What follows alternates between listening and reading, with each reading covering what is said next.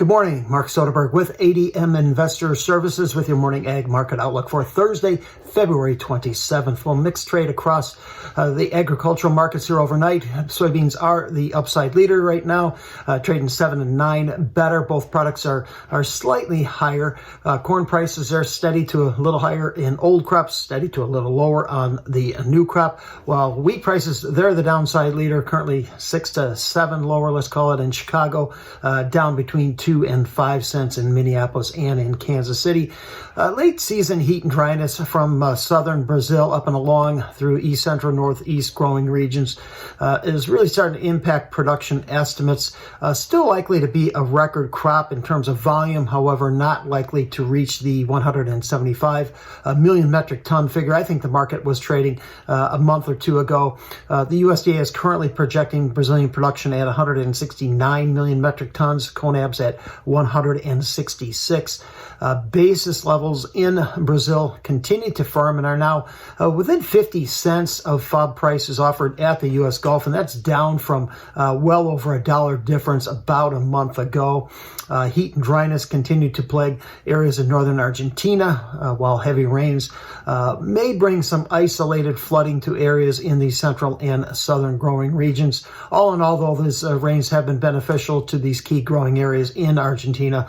The Buenos Aires Grain Exchange, they'll be out with crop updates later this afternoon.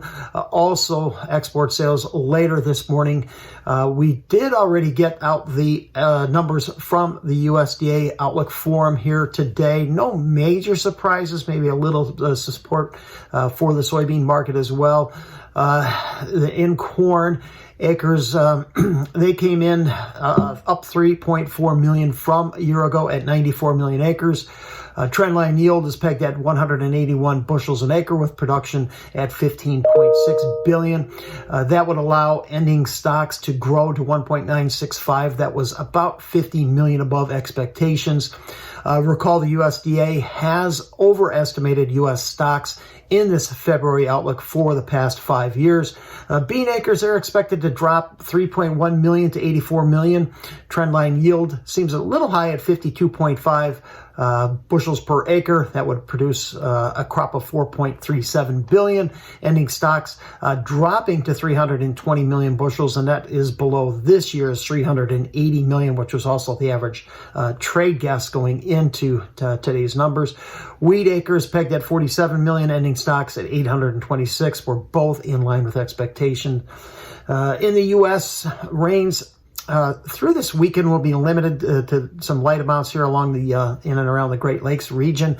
By early next week, however, a storm is expected to develop in the southern plains, spreading east into the Delta and East Coast, bringing some pretty heavy rains along with it.